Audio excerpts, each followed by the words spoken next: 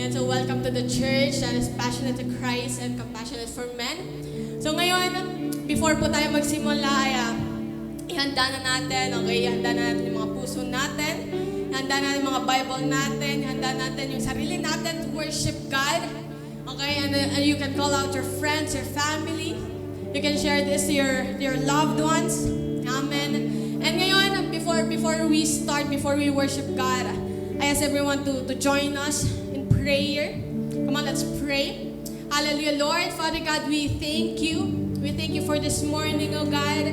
We thank you, Lord, for your grace. God, we thank you, Lord, for the strength, Lord, for a new life, oh God, for a new day, Lord. Thank you for waking us up, oh God. Thank you for this wonderful morning, oh God. Lord, and right now, oh God, they will worship you, Lord. They will celebrate your name, Jesus. We will celebrate your goodness, oh God.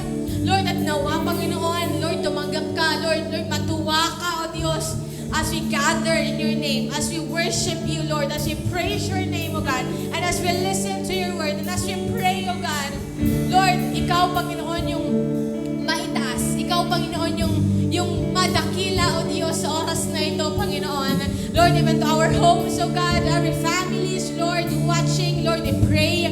God, Lord, yung pagkilos mo. God, I believe, Lord, saan man kami, Panginoon. Lord, for if we come in your name, Lord, you are there with us. You are with us, O God. Lord, right now, O God, right here, right now, God, you are with us. O God, we believe, Lord, and we will sing praises to you. God, we will give you, Lord, our love, Lord, our adoration, Lord, our thanksgiving. Lord, it is yours. Lord, receive it. God, may you be pleased, Lord, with our worship, Lord. May it be a sweet aroma, oh God, before you, God. Salamat, Panginoon. Lord, lead us, we pray. God, mga tutugtog, mga kakanta, Panginoon, mga maghahayag ng iyong salita, oh Diyos, we pray. God, and as to everyone who will listen to your word, Lord, ikaw po, Panginoon, yung maihayag. Ikaw po yung marinig namin, Panginoon, Lord, at magrema, Panginoon, maitanim, tumubo, lumago sa aming mga puso ang yung mga salita, O Diyos. Salamat! Salamat, God. We praise you, we honor you, we give you all the glory, honor, and praises. This we pray in Jesus' name. Amen and amen. Hallelujah, Jesus. Kaya palakpakan muna po natin yung Panginoon. Hallelujah, Jesus, O God. O purihin ka, Panginoon. Pasalamatan ka, O God. Hallelujah, Jesus. Sige po, I believe, no, we are eager to worship God na po. Ibigay po natin yung buong kalakasan natin sa Panginoon when we worship, when we sing na po. Hallelujah. Hallelujah, Jesus, O God. O purihin ka, Panginoon. Ikaw ang kalakasan sa oras ng kahinaan. O Diyos, magpakailanman. Ikaw ang siyang sandigan ko, buong siyang pulihan ko. O Diyos, magpakailanman. Ikaw lamang ang kailangan. Pag-ibig mo'y walang hanggan. Sapat na iyong biyaya sa bawat sandali. Ikaw ang lahat sa akin. Ikaw ang kalakasan mo.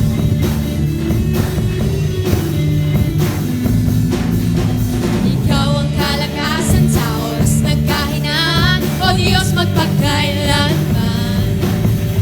Ikaw ang siyang sandigan ko, huwag ang siyang kublihan ko. O Diyos, magpagkailanman. Ikaw lamang ang kailangan. Pag-ibig mong walang hanggan. Sapat na iyong biyaya sa bawat sandali. Ikaw ang lahat sa akin. Ikaw lamang ang kailangan. Pag-ibig mong walang hanggan. Sapat na iyong biyaya sa bawat sandali. Ikaw ang lahat sa akin. Ikaw ulitin natin sa simula. Hallelujah, Jesus. Ikaw ang kalakasan sa oras ng kahinaan. O Diyos, magpakailanman. Ikaw ang siyang sandigan ko, huwag ang siyang kublihan ko. O Diyos, magpakailanman. Ikaw lamang ang kailangan. Pag-ibig mong walang hanggan. Sapat na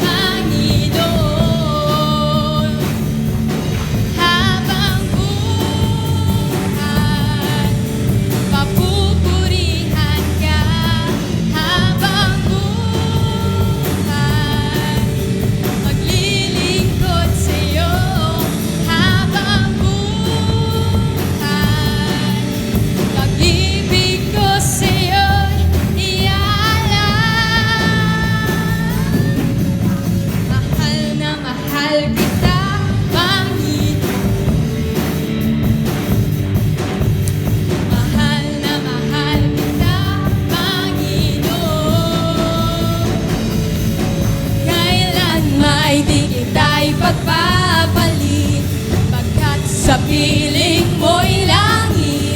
Mahal na mahal kita. Mahal na mahal kita. Mahal na mahal kita. Mahal na mahal kita, Panginoon. Hallelujah, Jesus. Hallelujah, God. Hallelujah. Purihin ka, Panginoon.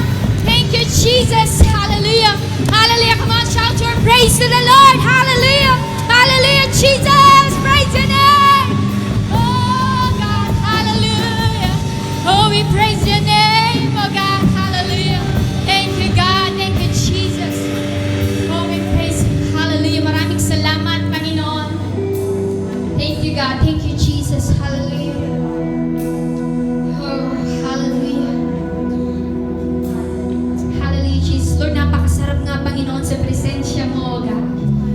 Hallelujah, Jesus. Lord, we just want to enjoy your presence right now, Panginoon. Hallelujah, Jesus. Hallelujah, God.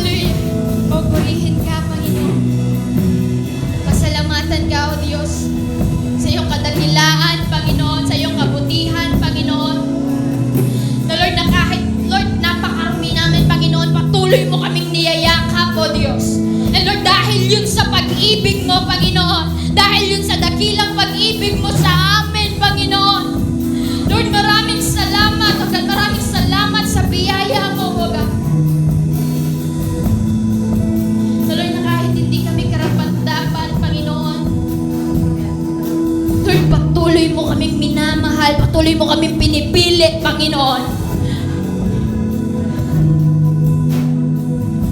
Hallelujah, Jesus.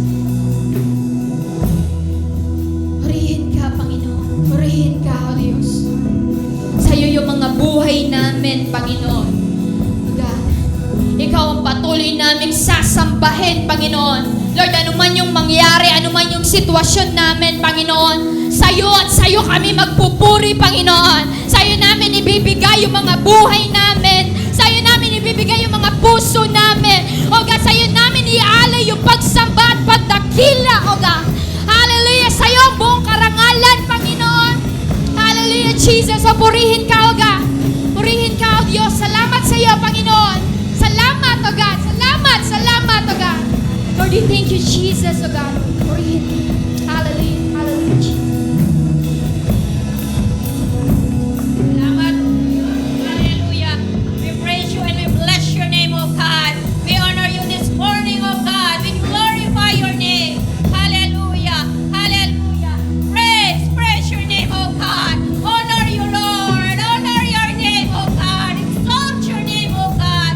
Oh, mabuting Diyos. Mabiyayang Diyos. Mapagpalang Diyos. Mahabaging Diyos. Punong-puno ng pagpapala. Punong-puno ng pag-ibig. Punong-puno ng biyaya. Salamat sa iyo, Panginoon. Salamat, salamat. Kami niyakap mo. Kami inibig mo na walang makakapantay sa pag-ibig na yung inialay sa amin. Salamat, O Diyos, dahil napakarami namin. Napakarami naming kasalanan. Napakarami naming kakulangan. Napakarami naming sablay. Pero Diyos, hindi mo po tinitingnan ang aming kasaplayan. Hindi mo tinitingnan ang aming mga pagkukulang.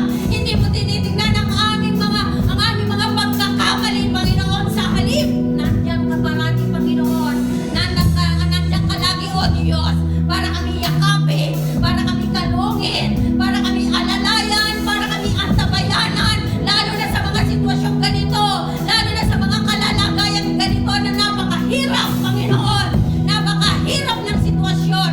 Napakahirap ng sitwasyon ng mundo. Pero Diyos, kami na Kristiyano, kami na nagtitiwala sa iyo, kami na nananampalataya sa iyo, Panginoon, may pag-asa kami. Buhay ang aming pag-asa. Meron kaming kakontentuhan. Meron kaming satisfaction. Meron kaming kagalakan na harapin ang bawat araw, bawat oras, Panginoon, dahil meron kaming Diyos. Meron kaming Diyos. Meron kaming Diyos. Meron kaming Diyos. Meron kaming Diyos. Meron kaming Diyos. Meron kaming Diyos. Meron kaming Diyos. Meron kaming Diyos. Meron kaming Diyos na makapangyarihan. Meron kaming Diyos na mahabagin. Meron kaming Diyos na kontrolado ang lahat ng bagay, lahat ng sitwasyon. Meron kaming Diyos na malalapitan kahit anong oras, kahit anong panahon, kahit anong sitwasyon. Meron kaming Diyos na handang makinig sa amin. Meron kaming isang Diyos na handang umalalay sa amin. Meron kaming isang Diyos na magpapagaan ng aming kalooban pag kami nahihirapan. Salamat sa iyo, Panginoon. Salamat, salamat, O Diyos, sa tungtulang biyaya mo. Salamat sa iyo, Panginoon. Kaya, O Diyos, wala kaming dahilan, Panginoon, para magtamad sa paglilingkod. Walang dahilan para hindi maglingkod. Walang dahilan para hindi sumamba sa iyo. Walang dahilan para hindi lumapit sa iyo, Panginoon. Walang dahilan para ang mga buhay na ito hindi magamit sa iyo, God. Kahit may pandemic, hindi kami matatakot. Hindi kami mababalisa. Hindi kami magugulibahanan. O Diyos, kami panatag. O Diyos, kami payapa. O Diyos, kami, O God, ay meron kapanatagan. Dahil alam namin, O God, ang aming Diyos na pinaglilingkuran ay laging nandyan para sa amin. Salamat sa iyo, Panginoon. Salamat sa saktulang biyaya mo. Salamat sa umagang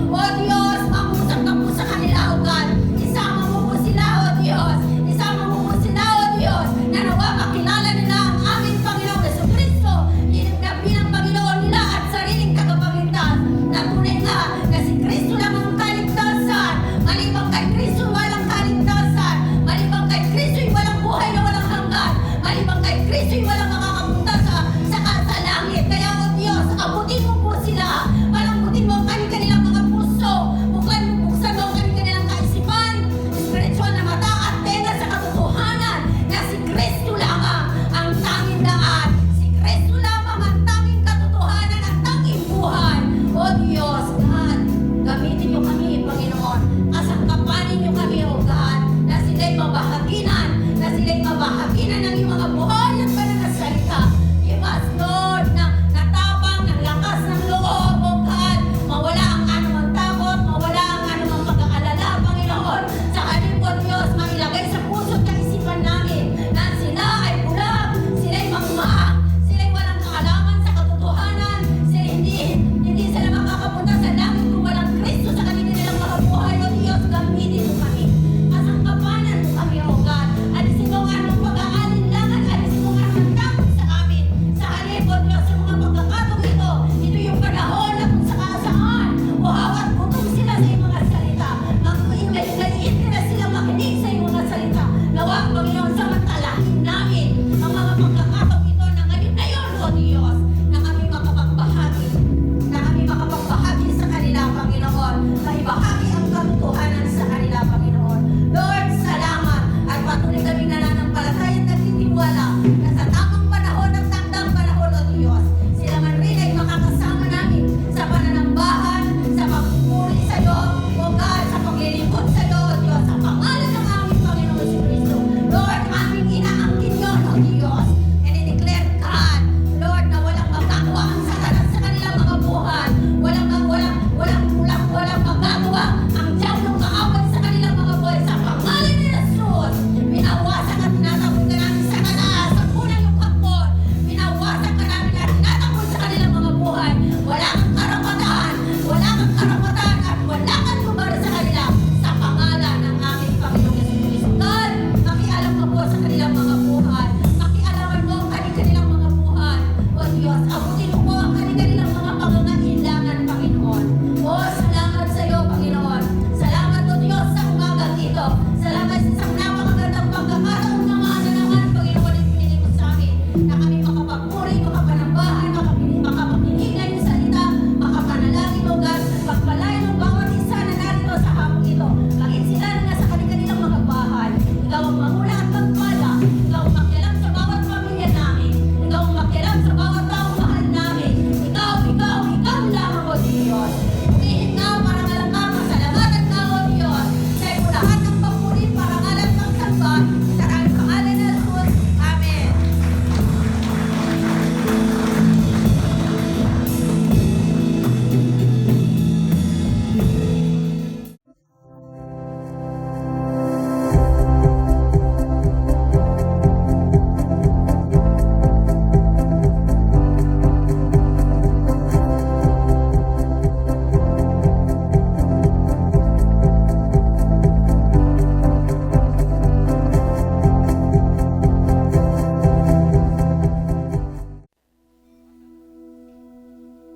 Magmas po kayo, lalo na yung mga nanay, tatay, at saka yung mga senior citizen.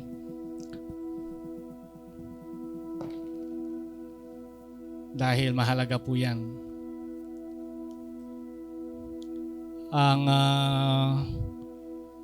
maraming business ay nasara dahil lang sa virus na yan. Nagla-lockdown ng mga bayan. Nag-lockdown na tayo minsan dito sa Concepcion dahil lang sa virus na yan.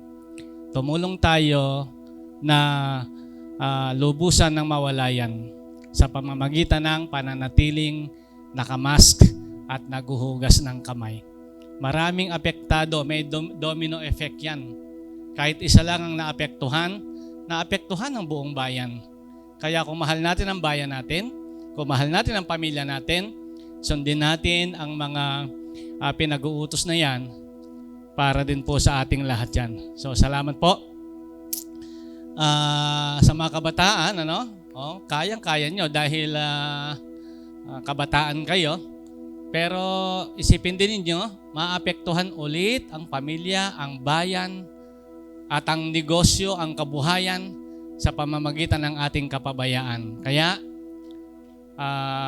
kung mahal natin ang ating pamilya, ang ating bayan, maghugas ng kamay, magsabon, magmask.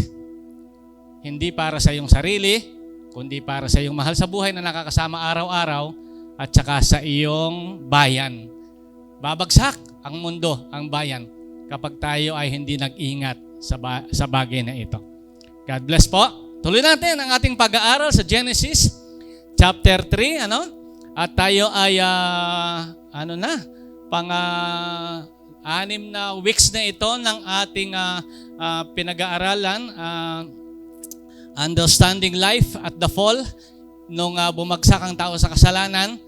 At tayo ay magko-conclude na ngayon. Salamat sa Diyos.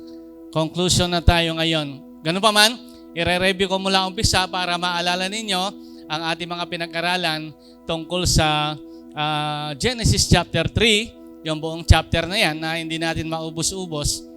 At kahit nga ngayon, hindi din natin siya mauubos. Ito ang mga napag-aralan natin, mula nung unang linggo hanggang pang 5 linggo. I-review ko lang na mabilis. At gusto kong ipakita sa inyo yung mga napag-aralan na natin. At napakahalaga nitong mga binigay sa atin ng Panginoon na mga mensaheng ito. So, yung unang-una, nung tayo ay 6 weeks ago, how does man sin? Paano ba nagkakasala yung tao? By not taking the Word of God seriously. Kapag binabali-baliwala lang ng tao ang salita ng Diyos, kasalanan na agad yon, pero pumapasok pa yung panibagong kasalanan. Kasalanan na nabaliwalain ang Word of God, tapos magbubunga pa yun ng talagang kasalanan. So, by not taking the Word of God seriously, yung 3 S. Ano ba yung pangalawa? Yung self-glory. Yung intention mo, self-glory, self-interest, selfishness, self-importance, self-opinion. Yan ang pangalawang S nung first week natin. Sabi ni Eva, ako pala'y gaganda rito. Hindi naman ganoon. Ako pala'y magiging parang Diyos. Mag-gain ako ng wisdom. Doon ko sinabi na wala tayong mapapala sa pagsuway sa Diyos. Doon ko sinabi na walang gain, puro loss pagka tayo ay sumuway sa Diyos. Kaya nakita nila na, ano pala sila. Okay. Pangatlo, being silent when you need to speak. Yung kailangan mo lang magsalita, kailangan mo lang tumutol, kailangan mo lang magpaliwanag. Tumatahimik ka pa rin, nakakapasok yung kasalanan. Yun ang first week, 3 S na pinag-aralan natin. Tapos pangalawang linggo, yung 3 R naman. They realized they were naked. Yan. At isang linggo natin kinuha yon kasi doon ko binanggit yung, doon ko binanggit yung tungkol sa iniisip nila, magiging parang Diyos sila. Iniisip nila, mapapakinabangan nila yung kanilang gagawin. Pero ang dulo, ang resulta, hubad sila. Kabaligtaran ng kanilang inaasahan ang nangyari dahil sa paggawa ng kasalanan. So they realized they were naked nung second week. Pangalawa, they relied on their own ways. Nagtakip-takip sila ng kung ano-anong dahon para takpan yung kanilang kahihiyan. Pero hindi naging mabuti yon dahil ang Diyos ay laging may mabuting paraan. At nung ang Diyos ang gumawa, tinakpan sila ng magandang damit na tumatagal. Yung tinakip nila pang 2 araw lang. So, they relied on their own ways. At yung pangatlo, they ran or they retreat from the presence of God. At diniscuss natin, walang makakapagtago sa presensya ng Panginoon. Pang-4 na linggo, kasi 2 linggo yung R Kaya 3 linggo. Pang-4 na linggo, yung 4 questions. Yung 4 na tanong, where are you? Tinatanong natin yan dapat sa ating sarili. Yung kaninang, tinatanong natin dapat sa ating sarili yan. Tapos yung pangalawang tanong, who told you? Yung nag-i-influence sa atin. Bakit ganito ka dati, ngayon ganito ka na? Sino ba yung nag-influence sa iyo? Sino ba yung nagsabi sa iyo na ganyan ka na? Who told you that you were naked? Sabi. Pangatlo ay, have you eaten? Diba? From the tree of the knowledge, from the tree that I have commanded you not to eat from? Kumain ka ba noon? Ano na kasi ang ating linutas doon? Yung commandment ni God. Yan. Binaliwala mo yung commandment. Hindi mo pinansin yung commandment. At yung pang-apat, what is this you have done? Alam naman nilang pareho yung ginawa, pero ang talagang tanong doon, ano epekto nitong ginawa mong ito? Alam mo ba ang epekto nitong ginawa mong ito? Yan. Yun ang mga 4 questions na pang-apat na linggo. At nung last Sunday nga, ano ba kasi pinag-aralan natin last Sunday? Balikan ko nga. Yon, yung tungkol sa paparusahan na sila. Diba? Paparusahan na sila. Ano sabi ko? Pagkatapos sabihin yung kay Adan, bumaling kay Eva. Pagkatapos kay Eva, bumaling sa serpent. Pagdating sa serpent, diretsahang pinarusahan yung serpent. Bakit nag-skip siya ng dalawa? Kay Adan, dapat pagsabi kay Adan, parusahan ka ng ganito. At pagsabi kay Eva, parusahan ka ng ganito. Pinipigil ng Diyos sa sobrang biyaya at pagmamahal niya. At ang sabi ko noon, kung mahal natin ang ating anak, ganun ba kadaling parusahan siya kahit nagkasala siya? Ganun ba kadaling itakwil siya? Ganun ba kadaling palayasin siya? Hindi natin kayang gawin ng ganoon. Bagamat tayo ay tao lang, pero lalo higit ang Diyos. Kaya nandun ang pagpipigil ng Diyos na parusahan ng tao. Eh nung mabaling kay serpent, yun, dinalin niya ng husto ng pagparusa yung serpent. Makikita natin doon ang biyaya at ang kahabagan ng Panginoon. At ngayon, itutuloy na natin yung ating pag-aaral at nawa. Ito na ang ating conclusion nga sa ating topic. Understanding life at the fall. Pang-anim na linggo, tayo sandaling manalangin. Panginoon, sa umaga pong ito, kayo ay mataas at balwalhati sa aming kalagitnaan. At nawa lahat ng mensaheng ito, Panginoon, ma-review namin, mapagbulay-bulayan namin, O God, at makita namin, dakilang Diyos, napakasarap sana kung kami na lang ay magtitiwala sa iyo, kung kami na lang ay susunod sa iyo, kung kami na lang ay kakampi sa iyo, kung kami na lang ay hindi papayag sa mga foreign manipulation ng kung sino-sino. Sa halip, ikaw lang ang aming pakinggan. Ikaw lang ang, kung tawagin man ito na impluensya, ikaw na lang ang mag-impluensya sa amin. Dahil the best ka lagi, mabuti ka palagi. Kaya po sa araw na ito, Panginoon, i-bless mo lahat ng nakapagsikap na dumalo sa gawaing ito. I-bless mo at ingatan ang bawat isa. Lalo na yung aming mga nanay at tatay na narito, O God. Ingatan po ninyo sila. Ingatan po ninyo sila, O God. Ilayo mo sa lahat ng uri ng kapahamakan at karamdaman ang lahat ng nakarating ngayon. I-bless mo ang lugar na ito at ang gawaing ito at malwalhati ka sa aming kalagitnaan. At minsan pa, bubuksan mo po ang aming mga puso at hayaan mong tanggapin namin ang iyong salita. Maranasan ang iyong biyaya at kahabagan. Maranasan ang pagpapala mo sa pamamagitan ng pakikinig namin ng iyong salita. Na ito'y bahagi ng aming pagsamba. Na pagkatapos naming umawit, pagkatapos naming manalangin, pagkatapos naming maghandog, pagkatapos namin, Panginoon, na gawin ang mga ibang bahagi ng pagsamba, makinig naman kami. Ito'y isang bahagi ng pagsamba. Lalo na, ito'y mga salita mo, Panginoon. Pakabanalin po ninyo ang mga salita, Panginoon, na maririnig ng iyong mga anak. At ang mga hindi karapat dapat marinig ay alisin mo sa kanilang mga tenga. At ikaw lamang ang makapagsalita ng maayos at makapangusap at magbigay ng malaking paglago sa aming kanya-kanyang buhay espiritual. Salamat po. Samahan nawa kami hanggang matapos ng iyong banal na espiritu sa pangalan ni Jesus. Amen. Tutuloy na natin ang huling nandito na tayo sa yung consequence na ng kasalanan ni Eva at ni Adan. Kasi inunan natin nung nakaraan yung serpent na dati ay kung tutuusin ay gumagapang na siya ngayon, malamang-lamang. At kung totoo nga na gumagapang siya nung hindi pa siya pinurusahan na hindi siya gumagapang, hindi nga siya gumagapang. Nakatayo nga siyang naglalakad at sexy siya maglakad. At ngayon, tingnan natin itong dalawa, si Eva at si Adan. Basahin nga natin ulit Genesis 3, verses 16 to 19. To the woman he said, I will greatly increase your pain in childbearing. With pain you will give birth to children. Your desire will be for your husband, and he will rule over you. Okay lang yung bandang ilalim. He will rule. Next, verse 17. To Adam he said, because you listened to your wife and ate from the tree about which I commanded you, you must not eat of it. Cursed is the ground because of you. Di ba? Yung nakita nyo ba yung kahabagan doon? Sa halip na siya yung sumpain, di ba? Sabi ko nung last week, sinumpa niya yung lupa. Hindi niya ma-declare sa tao yung sumpa.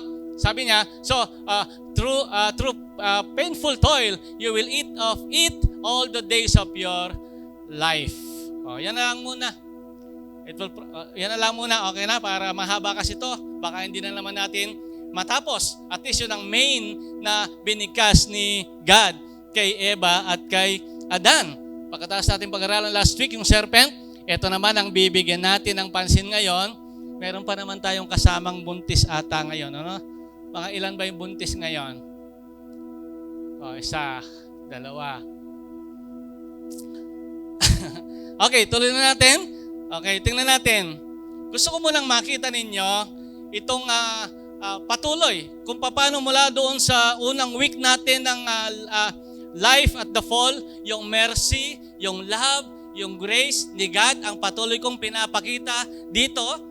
Ipapakita ko yan patuloy kahit hanggang sa conclusion, kahit hanggang doon sa pagbigkas na ng pagparusa ng Panginoon sa kasalanan ni Adan at ni Eva. Mag-compare muna tayo ng ilang talata. Exodus. Basahin nga natin Exodus chapter 20 verses 5 to 6. Tingnan natin ang nakalagay dito.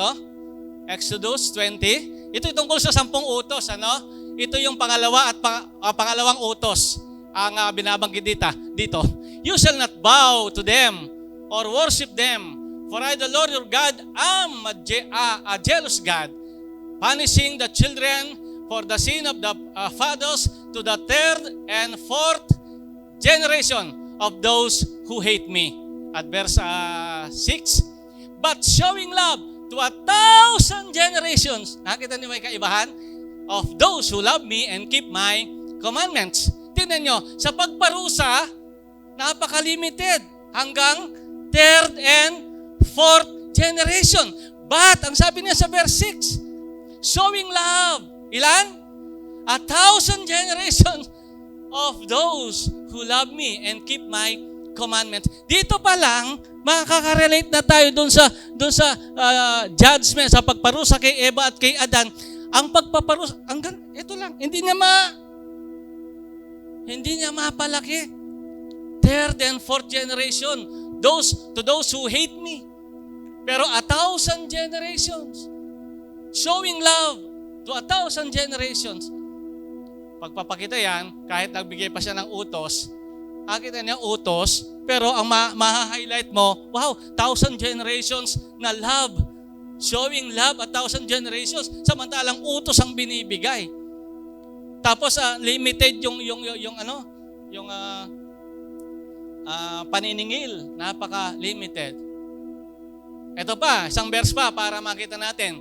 Sa Genesis chapter 12, verses 1 to 3, gusto ko makita natin to kasi dito ko kukunin yung mga talata, yung mga paliwanag tungkol sa naging kasalanan ni Adan at ni Eva.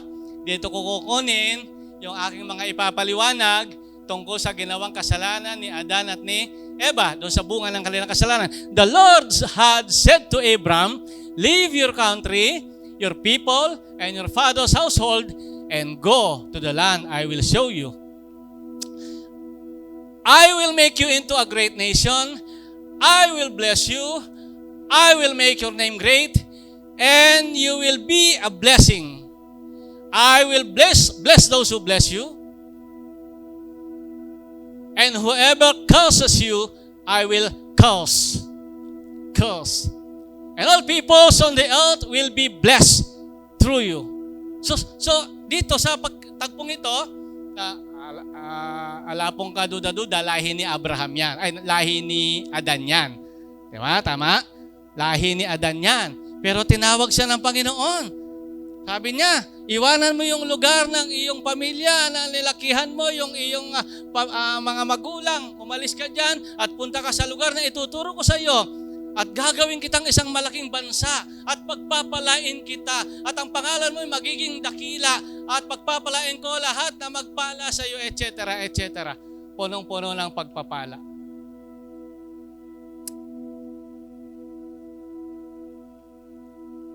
At tayo po'y lahi ni Abraham. Amen. Sabihin mo muna sa katabi mo, lahi ka ni Abraham. At ikaw ay kasama sa mga pagpapala ni Abraham. Baka buong preaching ko, mai-repeat na ninyo. Kasama ka talaga. Ikaw yun, kasama ka. Lahi, ikaw daw ang tunay na lahi ni Abraham, sabi ng Galatians. Pagka hinanap mo yan, hanapin ko sa isip ko, baka Galatians 2, last verse siguro yun. So kasama tayo sa lahi ni Abraham. So ngayon, balikan natin ngayon yung ating yung judgment, yung pagparusa na binigkas ni God kay Eva. Yung kay Eva muna, balikan nga natin, Genesis 3. So nakita nyo muna, no? Nais kong i-highlight muna yung dalawang book na yan, yung binasa natin, Exodus 20, tungkol sa 10 utos na nagsasabi, ang pagpaparusa niya ay hanggang 3rd and 4th generation, subalit, yung kanyang pagpapahayag ng pagmamahal sa mga nagmamahal sa kanya at sumusunod sa kanyang kalooban ay walang tigil na generation. Kapag ikaw ay nagtatapat sa Panginoon, pati ang mga apu-apuhan mo ay napagpapala. Nalimutan kong sabihin kasi, kapag ikaw naman ay gumagawa ng kabulastugan, pati apo mo nadadamay. Pati anak mo, apo mo, hanggang pangatlo at pang-apat na generation, nadadamay. Ganun pa man, para mas piliin siguro nating mahalin na lang ang Panginoon, piliin nating sundin na lang ang Panginoon, nag-offer siya ng 1,000 generation of love. Pumili ka na lang, mahalin mo na lang ang Diyos at sumunod sa Kanya o sumuhay ka sa Kanya. Tapos yung Genesis nga, yun ang mga blessing na binigkas kay Abraham at sa kanyang magiging lahi. At napakaganda nun yung magpala kay Abraham ay pagpapalain ng Diyos. Di ba narinig niyo yun? Yung susumpa naman kay Abraham, susumpain din ng Diyos. Paparusahan din ng Diyos. Lahi ka ni Abraham. Anak tayo ay mga tunay na anak ni Abraham. Kaya pag may nagpala sa inyo, pagpapalain siya ng Panginoon. Ganon ba sinabi? Ganon. Pag may nagpala sa iyo, pagpapalain siya tiyak ng Panginoon. Kaya matuto tayong magpala sa inyong katabi. I-bless mo yung katabi mo. Yan, ganon. Kung birthday mo ngayon, magpamakdo ka. Ewan ko, narinig ko lang yung chismisan sa labas kanina habang nagpapahinga ako. Narinig ko yung chismisan kanina habang nagpapahinga ako. O mako-convict ng mag-McDo yan. Isalin nyo lang ako pagka nag-McDo kayo. Okay, tuloy ko na. Yung pambabae, ano sabi sa babae? Ikaw ay, greatly increase. Mahihirapan ka sa iyong panganganak. Pero kaya lang, dito sa Genesis 12, sinabi na ng Diyos kay Abraham at sa kanya magiging mga lahi na pagpapalain kita. At sinabi pa niyang maraming mga blessings pa. Kaya ngayon, bagamat yan ay sinabi sa babae noong Genesis chapter 3, verse 16, alam niyo ba sa Exodo,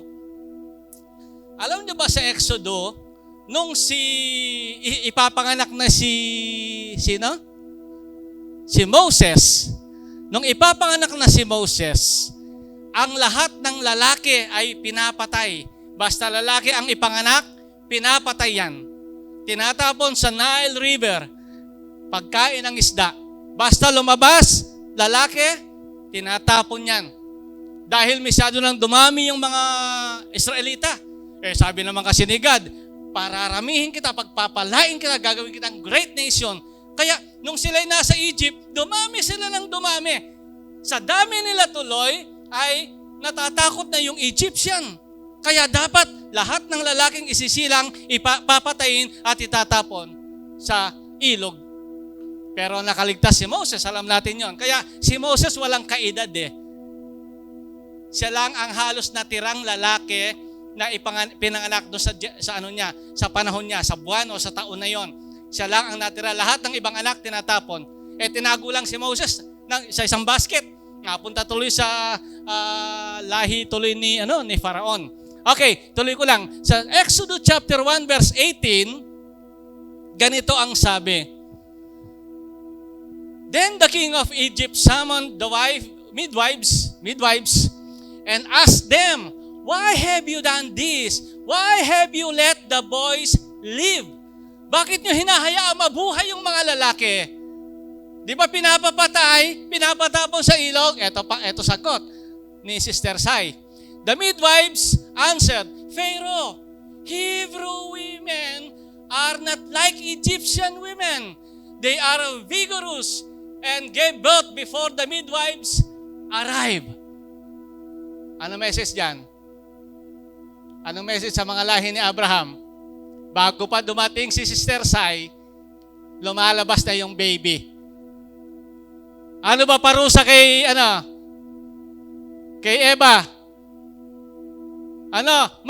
Mahihirapan ka sa iyong panganganak.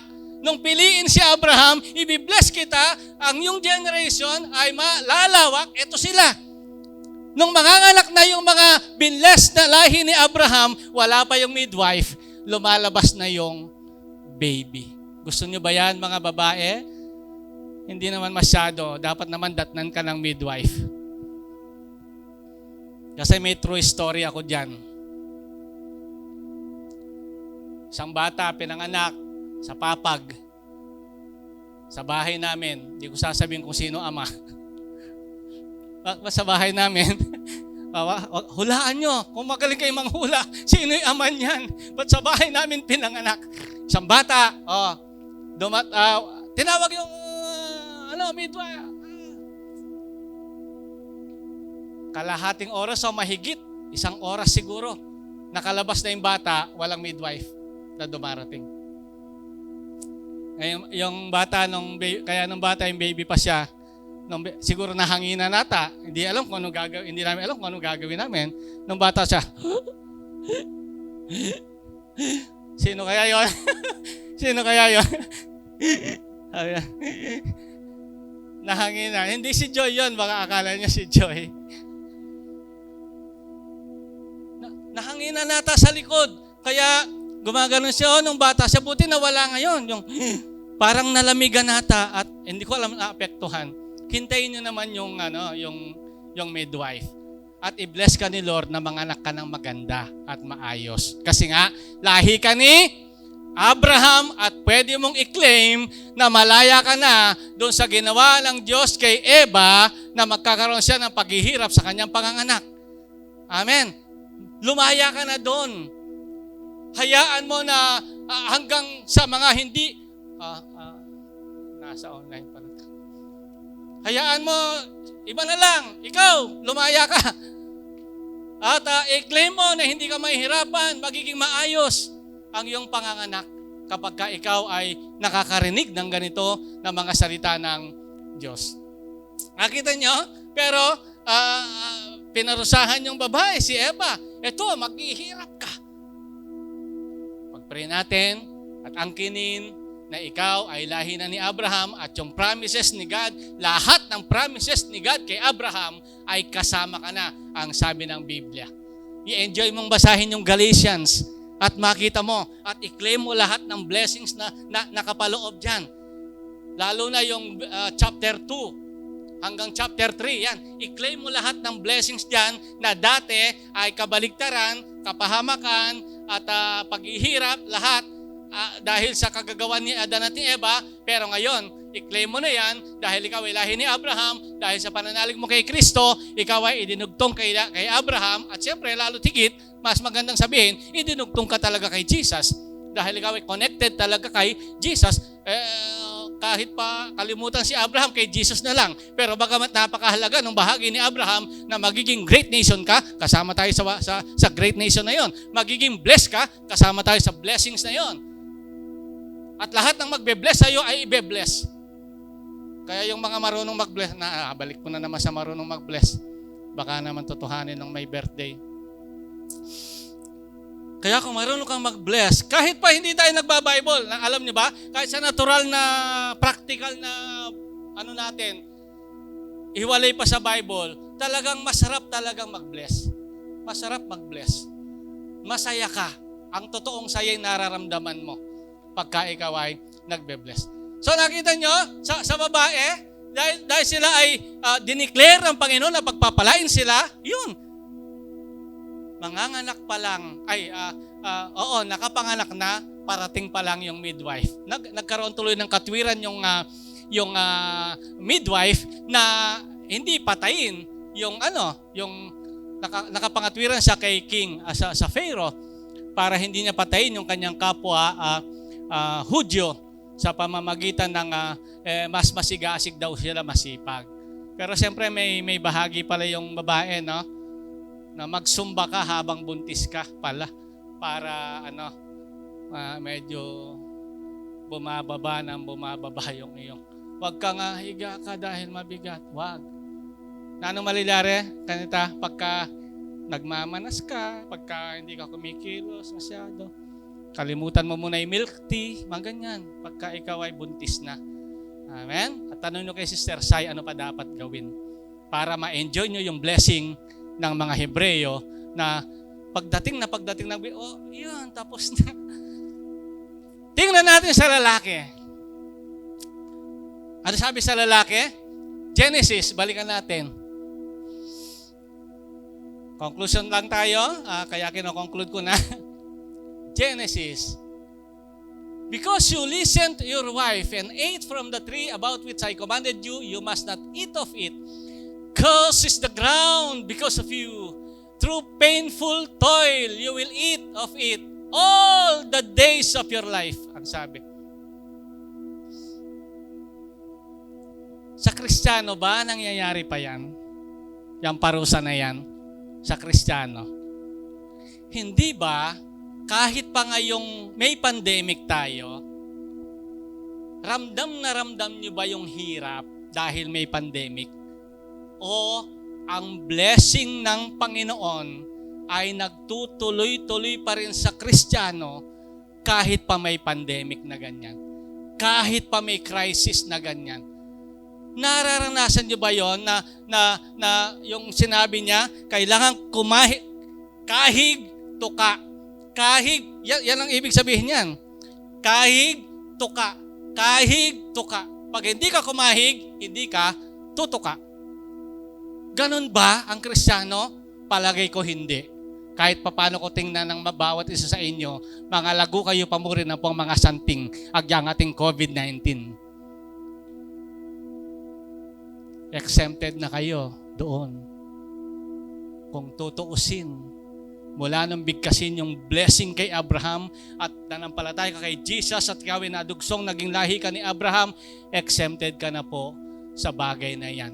Huwag nyo lang, habang buhay na lang ba akong ganito? Siya kasi all the days of your life, sabi niya, dahil sa kasalanan. Pero nung putulin ni Kristo ang sumpa na yan, dapat putol na rin sa iyo yon. Dapat magkaroon ka ng pananampalataya at pagtitiwala sa Panginoon. Psalms 23, 6 weeks na, kaya lang online lang yun, yung Psalm 23, hindi dito, no? Nare-review pa ba yun? Ako na-bless ako doon sa, pagpapaliwanag ng preacher doon Psalm 23 verses 1 to 6, naging 6 weeks ulit yun. At talagang nakita natin, kapag ang Panginoon ang iyong pastol na, hindi na sa'yo yung verse na yan. Hindi na sa'yo yan. Sugradong iba na. kapag ka ikaw ay Kristiyano na at nananalig na kay Kristo. Tingnan natin yung sa lalaki, Joshua 24:11 to 13. Then pinapaliwanag ni Joshua yung nangyari pagkatapos silang lumabas sa Egypt. Nung nakarating na sila sa lupang pangako at tapos na lahat ng labanan, andun na sila sa kanilang mga promised land. Ito sabi ni Joshua, "Then you crossed the Jordan and came to Jericho. The citizens of Jericho fought against you, as did also the Amorites, Perizzites, Canaanites, Hittites, Girgashites, Hivites, and Jebusites. But I gave them into your hands." Ano sabi? I gave them into your hands. I sent the hornet ahead of you. Ano yung hornet? Yung hornet. Yeah, what's the hornet? Which drove them out before you. Hindi sila ang nag-drove out. Yung hornet, pinadala ni God. Yung kanina ay si God ay tinalo niya. Dito naman nagpadala siya ng hornet bago pa yung mga tao para palayasin. Also the two Amorite kings, you did not do it with your own sword and bow. Bow. Paano basahin yan? Bow. So I gave you a land. Ano sabi? I gave you a land which you did not toil. Ano sabi kay Adan? Magbubungkal ka mula sa lupa na yan ang iyong kakainin. At diyan ka nagmula, diyan ka na rin mamamatay. Pero dito sa mga Israelita, amen. So I gave you a land on which you did not toil, and cities you did not build, and you live in them and eat from vineyards and olive groves that you did not plant. Alinaw po ba? Naka-ready na lahat. Andyan na. Hindi nyo tinanim yan. Hindi nyo binungkal yan. Hindi nyo pinagpawisan yan. Naka-ready na para sa inyo. Ganon ang promise ni God kay Abraham na promise din sa inyo at pwede nyong i-claim ang mga bagay na yan. Basta, obserbahan nyo lang ang sinasabi ng Panginoon. Huwag nating babaliwalain ang mga utos ng Panginoon. Kahit anong daldal ko rito, kapag binabaliwala nyo ang mga utos ng Panginoon, hindi nyo ma-enjoy ang ganyang klaseng blessing na binigay sa mga Israelita na hanggang sa atin, dahil kay Kristo, ay lahi na ni Abraham. Tayo na ay mga tunay na Israelita. Tayo yon. Basahin niyo ulit ang Galatians 2 and 3. Tayo na ang tunay na Israelita. Tayo yung sinasabing great nation kay Abraham. Iba-ibang lahi, pero isang lahi tayo ni Kristo. Lahi tayo ni Abraham. Iba't ibang geographical location sa buong mundo. Pero lahat ay lahi ni Abraham, lahat ay Kristiyano, lahat ay kay Kristo. Iisa tayong malaking bansa ng mga Kristiyano na pwede nyong i-enjoy yung ganyang klaseng blessing. Kaya ni God yan para sa iyo. Bakit? Ayon nga sa mga nakaraan nating pinag-aralan, nakita nyo naman, hindi niya kayang bigkasin ang parusa sa tao. Sa halip na parusahan niya ang tao, ito ang kanyang binalingan. Dahil ang gusto niya ganyan. Gusto niya ganyan. Kaya pag binasa nyo ang Bible tungkol sa mga bagay na yan, makita nyo, napaka-maibigin, napaka-mapagbiyaya, napaka-maawain ng Diyos. Magparusa siya ganito, magpala siya ganun.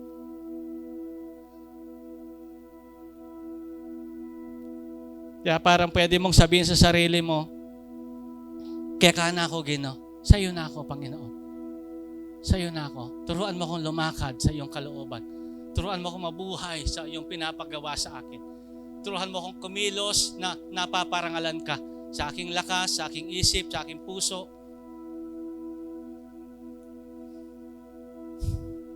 Ano sinasabi natin ngayon? Ano ang gusto nating iparating bago tayo lubusang mag-conclude?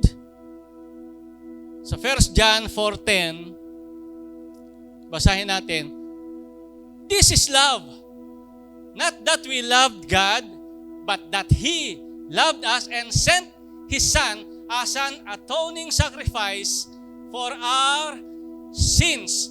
Yang sin na yan na talagang gustong-gustong i-atone, gustong-gustong i-satisfy ng Diyos yung kanyang sarili, mawala yung sin na yan, ibinigay niya yung kanyang anak dahil sa sobrang pagmamahal niya sa atin. Kasi yung sin na yan yung nagparusa kay Adan at kay Eva.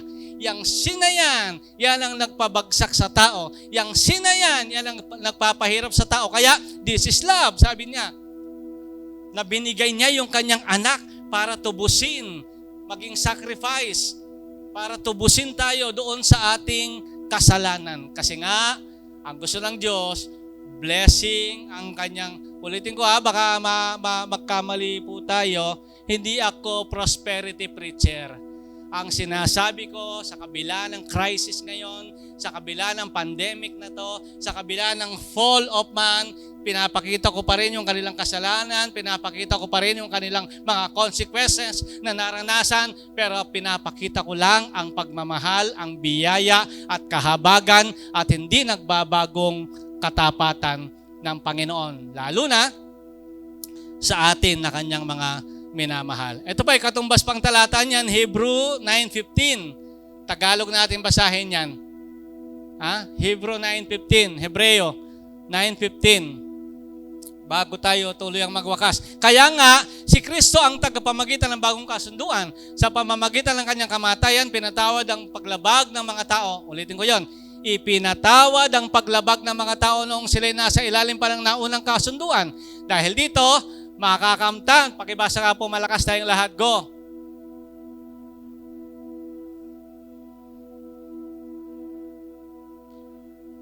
Makakamtan ng mga tinawag ng Diyos ang walang hanggang pagpapala na kanyang ipinangako. Dahil kay Kristo na naging tagapamagitan, God, ito si God, ito si Christ, ito yung tao, at ang tao ay nasa ilalim ng sumpa ng lumang kasunduan, yung tinatawag na Old Covenant. Ano ba yung Old Covenant? Yun yung mga utos, ganito. Hindi matupad-tupad ng tao, kaya tuloy, hindi siya makaangat. Inalis yung unang kasunduan na yon, at may bagong kasunduan, si Kristo na kapag ikaw ay kay Kristo na, bago ka na, iba ka na, wala ka na doon sa mga sumpa, lahat ng sumpa na yun sa halip. Dahil dito, makakamtan ng mga tinawag ng Diyos ang walang hanggang pagpapala na kanyang ipinangako. Kung tayo ay patuloy pong mamumulat sa ganitong katotohanan, ito ang posibleng gawin ninyo. Pagka kayo po ay namulat sa ganitong katotohanan, i-review nyo yung ating pinag-aralan na the understanding the life at the fall. I-review nyo yung mga pinaggagawa, yung 3 S. Ite-take nyo na seriously yung salita ng Diyos. Pagbubulay-bulayan nyo na, mamahalin nyo na yung salita ng Diyos. At kayo ay oobserbahan nyo ng mabuti yung mga pamamaraan ng Diyos.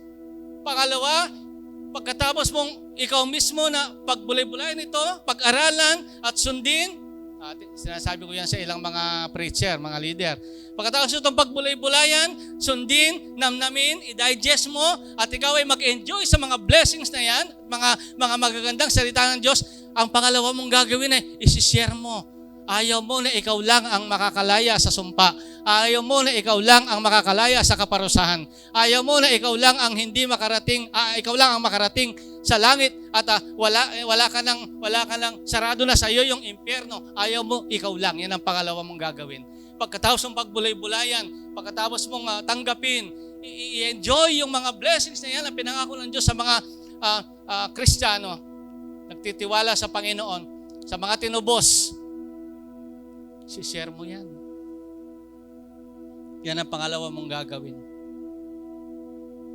At siyempre, ang suma total, ang summary ng talagang gagawin mo, pangatlo, ang lahat ng iisipin mo, sasabihin mo, at gagawin mo ay magbibigay ka na lang ng kapurihan at karangalan sa Panginoon. Pagkatapos mong pagbulay-bulayan, pag-aralan, namnamin, i-digest, tanggapin, ipamuhay, magsishare ka, pangalawa. Kasi hindi mo nais na ikaw lang ang mag-enjoy niyan. Ang tawag doon ay kasakiman. Pagka hindi mo sinyer ang magagandang blessing na yan na nasa iyo. At pagkatapos, mabuhay ka, buong buhay mo, na iniisip mo, sinasabi mo, at ginagawa mo, ay magbigay lahat ng kapurihan at kaluwalhatian sa Panginoon. At ngayong ikaw ay naliwanagan na, naunawaan mo na ito ang para sa iyo. Huling verse natin, para po sa iyo yan, ay hindi pala para sa iyo. Gamitin natin ulit yung sinasabi ng pastor. Para sa katabi mo, itong huling verse. Santiago, chapter 4, verse 17. Ang nakaalam na dapat niyang gawin ang mabuti, ngunit hindi yon ginagawa, ay nagkakasala. Tayo ngayon ay naliwanagan na, naunawaan natin, sa pamamagitan ng 6 na weeks na ito, binulatlat natin yung the fall, pagbagsak ng tao. Nakita natin paano sila bumagsak, ano ba mga process para sila ay bumagsak. Nakita natin mula sa simula. Nakita natin ang mga nangyari, ano ba dapat iwasan, ano ba dapat gawin. Nakita natin ang parusa sa kanila. Pero pinakita ko rin na walang tigil ang kahabagan at biyaya at pagmamahal ng Diyos. Alam mo na ngayon, ang nakakaalam na dapat niyang gawin ang mabuti, ngunit hindi yon ginagawa, ay nagkakasala. Ganito kasimple.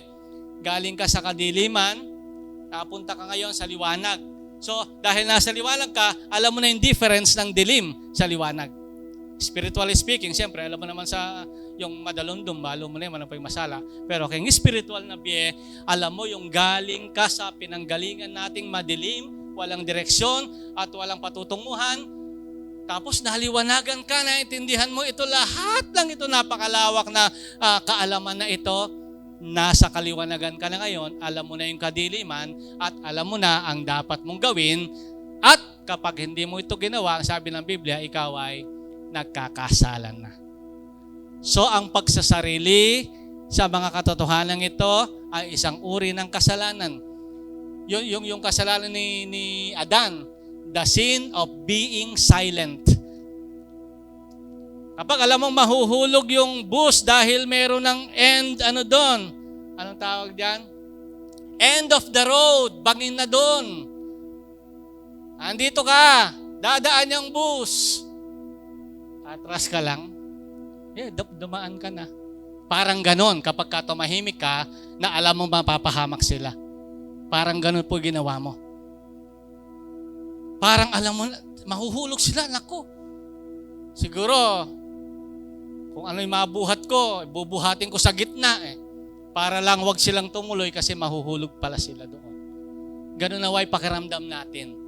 At simulan natin, hindi naman natin kayang biglain yan. Wala namang ganung kabilis na dapat lahat ng natutunan ko i-share ko. Hindi, unti-unti po. Unti-unti. Pero dapat may pagsisikap tayo. May pagsisikap tayo. Kasi pagka nagpatuloy tayo na hindi kumikibo, kahit alam natin ang kaliwanagang ito, kahit alam natin ang katotohanan ito, tayo ay medyo nagkakasala na tayo. Amen? So ano gagawin po natin ngayon? Hihingi tayo sa Diyos ng kalakasan para ma-share natin itong natutunan natin ito. At kaya nyo pang i-review ito sa YouTube, meron tayo. I-review nyo yan, mga nakaraan na tungkol dito. Napaka-gandang unawain ito kasi tungkol ito sa pagbagsak ng tao Para maiwasan na natin lubusan ito, para hindi na tayo dumanas ng mga consequences kagaya ng naranasan nila. Bagamat dahil sa kahabagan ng Panginoon ay talagang tipid na tipid ang Diyos na magparusa. At bukas na bukas ang palad niyang magpala, magmahal at magpakita ng kabutihan sa lahat ng kanyang mga nilalang. Kaya sa araw pong ito, gayahin natin yung sinabi ni Pablo bago tayo mag-pray, imitate me as I imitate Christ. Alam ko, 1 Corinthians 11:1 yun. Gayahin niyo ko kagaya ng paggaya ko kay Kristo. Wala naman tayong ibang gagayahin. Ang follower of Christ, eto si Kristo. Ano ginagawa ni Kristo? Follow. Kaya gayahin mo si Kristo. Yan ang follower, simple meaning ng follower of Christ. Andiyan si Kristo, kung si Kristo yan, ano gagawin niya? Yun ang gagawin mo. Yun ang follower of Christ. Tumayo tayong lahat sa umagang ito, sa araw na ito. At tayo po ay dumako sa bahagi ng pananalangin. At hayaan nyo na iparamdam natin sa Panginoon, sa pamamagitan ng isang awit, iparamdam natin, kung inyong nakita yung senior kong talata sa inyo, na ganun kahabag ang Diyos sa atin. Na nagkasala si Adan at si Eva, pero ilang panahon, binanggit na niya, eto, ang pagmamahal niya ay to 1,000 generation sa mga susunod at magmamahal sa Kanya. Kinahabagan pa rin niya kahit nagkasala.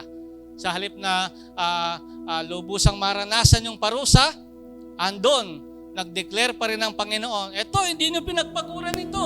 Hindi ka nagtanim. Kung si lalaki yan, mga lalaki po na nandito, kahit pa babae naman nagtatrabaho na ngayon i-claim po ninyo itong blessing na ito. Hindi yung talagang ubus pawis. Di ba sabi niya, yung sa pamamagitan ng pawis mo, tsaka ka lang kakain. Hindi. Andun yung kilos ng Diyos, yung gabay ng Diyos, yung biyaya ng Diyos para ikaw ay i-bless higit sa kasama mo. Kung kayo'y nagtatrabaho sa isang opisina at Kristiyano ka, maiba ka. Makita nila ang kaibahan ng biyaya at pagpapala ng Diyos sa iyo.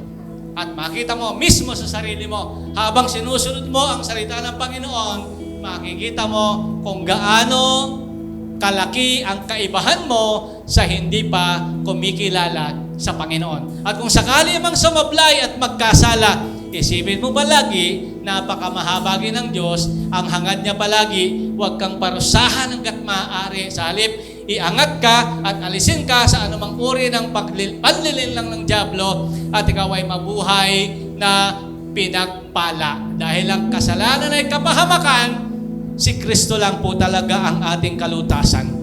Yakapin nating mabuti ang mga aral ni Kristo, yakapin nating mabuti ang mga biyayang yan na tinuturo ng Diyos sa ating mga buhay. At mabuhay tayo kahit ano pa mangyari sa mundo, iba ang lahi ni Kristo. Iba ang lahi ni Abraham. Iba ang kumilala at nagtiwala kay Kristo. Kasi naghirap si Kristo para sa iyo upang ibalik ka sa isang buhay na pinagpala, na nawala dahil sa kasalanan. Umawit lang tayo ng isang awitin ngayon at i-review natin sa ating buhay ang ginawang biyaya at kahabagan ng Panginoon sa iyo, kung bakit ka narito ngayon, pinagpapala at hindi mo nararanasan yung parusang yon at ikaw ay binibiyayaan ng Diyos dahil sa awit na yan.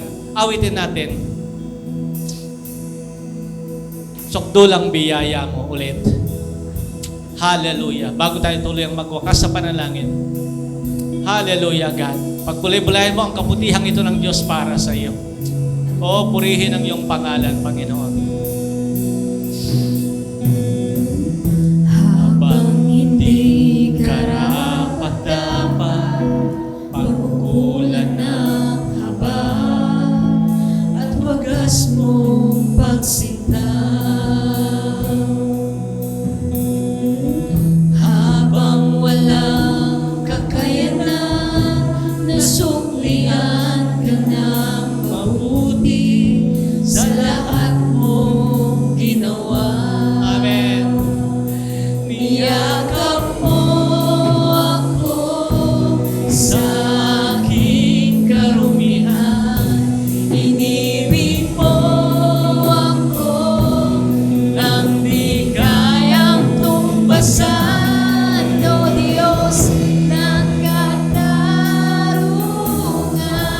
at katwiran. Hallelujah, God. Hallelujah, Lord.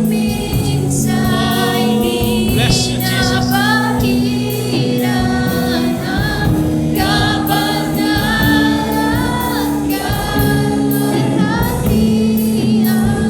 Salamat sa sukdulang biyaya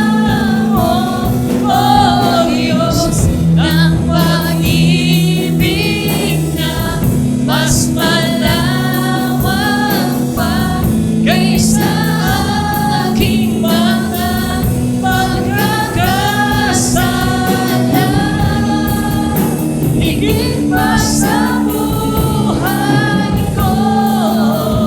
Salamat sa sukdulang biyaya mo.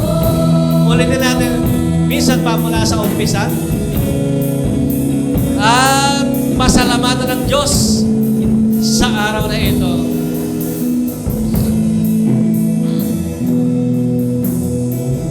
Habang hindi karapat-dapat, pagkukulan ng haba. Purihin, sambahin ka, At Panginoon. wagas bumaba Sambahin ka, o God. Pasalamatan ka sa araw na ito. Sa buhay na ito. habang Sa biyaya at pagpapalang ito. nasuklian ka ng mabuti sa lahat mong ginawa. Niyakap mo ako sa aking karumihan. Inibig mo ako nang di kayang tumbasan. O Diyos ng katarungan at katwiran na kahit minsan hindi napahiran ang kabanalan kalwalhatian. Salamat sa sukdulang biyaya mo, O Diyos ng pag-ibig. Hallelujah, Lord. Purihin ang iyong pangalan. Purihin ang iyong pangalan. Walhatiin ang iyong pangalan. Bless your name, O God. Higit pa sa buhay ko. Salamat sa sukdulang biyaya. Sabihin natin, salamat sa sukdulang biyaya mo. Salamat sa sukdulang biyaya. Diyos ay, sabihin natin buong puso sa Diyos ang pasasalamat na yan. Hallelujah. Salamat sa sukdulang biyaya mo. Hallelujah! Hallelujah, God! Salamat sa iyo, Panginoon! Purihin ang iyong pangalan! Hallelujah! Purihin ka! Sambahin ka! Pasalamatan ka! Hinango mo kami mula sa sumpa ng kasalanan at nilagay mo kami sa iyong biyaya! Nilagay mo kami sa iyong biyaya! Nilagay mo kami sa iyong pagpapala! Salamat po, Diyos! Salamat po, O God! Purihin ka, O God! I continue to declare, O God, blessing upon blessing, O God, as you promised to Abraham. The blessing of Abraham be upon us in Jesus' name. Lahat ng pagpapala kay Abraham, inaangkin namin ayon sa sinasabi ng Biblia sa pangalan ni Jesus. Oh, salamat sa iyo, Panginoon. Salamat sa sukdulang biyaya mo. Salamat sa sukdulang biyaya mo. Purihin ka, Panginoon. I-bless mo ang mga aral na ito. Itong tungkol sa Genesis 3 na ito na napakagandang pagbulay-bulayan. Panginoon, hayaan mong ito ay maipamuhay namin at maranasan namin na kami mahiwalay sa panlilinlang at panloloko ng dyablo at mabuhay kami na ang iyong pagpapala ay hindi mahadlangan, na ang iyong biyaya ay hindi mahadlangan, na ang pag-ibig mo'y lubusan naming maranasan. Ang kahabagan mo, Panginoon, ay tumalab sa aming mga puso at ang iyong biyaya ay mag-umapaw sa aming pang-araw-araw na buhay. They are new every morning, ang sabi mo. Ang iyong biyaya ay laging sariwa sa bawat araw at ang katapatan mo, O God, ay sa lahat ng saling lahi, sa lahat ng generations, O God. Ikaw ay napakabuti at hindi nagbabago. Kaya nga po, Panginoon, inaangkin namin ang katotohanan ito at kami mabuhay na nagtitiwala dito sa pamamagitan ng paggalang, pagsunod sa iyong banal na kalooban. sa pamamagitan ng seryosong pagtingin, O God, sa iyong mga pinapagawa sa amin. At mabuhay kami, Panginoon, na walang hadlang. Maging blessing kami. Maging kasangkapan kami para maligtas pa ang maraming mga tao. God, hayaan mong huwag ang impluensya ng kaaway, takot, pangamba, kabalisahan, pagkahiya. Sa halip, yung nanggagaling sa iyo, Panginoon, ang tanggapin namin at mabuhay kami na pinagpapala mo, Panginoon. Pagpalain mo lahat ng narito ngayon, O God. Sa pangalan ni Jesus, inaangkin namin maging ang mga may karamdaman. Aming dalangin, O God. Patuloy mong iparanas ang pagpapala ng kagalingan. Sa mga kagaya ng aming pinag-aral tungkol sa mga buntis, Panginoon. Kung may buntis dito, aking inaangkin, O God, ang biyaya, O God, ng maayos na panganganak sa mga buntis na narito ngayon. Sa pangalan ng aming Panginoong Yesus. At sa aming mga magulang, O God, mga senior citizen na naiwan sa kanilang mga bahay, yung mga magulang namin na nakarating dito, aking dalangin ang pag-iingat mo, Panginoon. Ang biyaya ng kalusugan ay ma-enjoy pa rin ng mga nanay, ma-enjoy pa rin ng mga tatay. At ang mga kabataan, O God, patuloy mong ibigay ang desire ng kanilang mga puso, Panginoon. Lalo na yung lahat ng mga Diyos na desires ng kanilang mga puso ay matanggap nila, Panginoon. Mga pangarap nila na magbibigay sa iyo ng kapurihan at kalwalhatian, ibigay po ninyong lahat sapagkat kayo ay good all the time. You are good all the time, O God. Kayo ay Diyos na mabuti sa lahat ng panahon. At ito po ay aming inaangkin at pinapanalangin sa pangalan ng aming Panginoong Jesus. Amen. Nawa ay maibigay sa Diyos ang lahat ng papuri, lahat ng parangal. Ma-celebrate natin ang araw na ito na puno ng biyaya, pagpapala, pag-iingat ng ating Panginoong Jesus. Sa iyo po lahat ng papuri, Panginoon, karangalan at kalwalhatian. Itas po natin ating kamay ang pagpapala ng Panginoong Jesus at ang pag-ibig ng Diyos at ang kapangyarihan ng Espiritu Santo ay sumabawat isa na patuloy na nagsisikap mabigyang kaluguran ng Diyos na buhay. Mula ngayon hanggang sa buhay na darating ang lahat ay magsabi ng Amen. Palakpakan natin ang Panginoon. God bless po. Pagpalain tayo lahat. God bless po.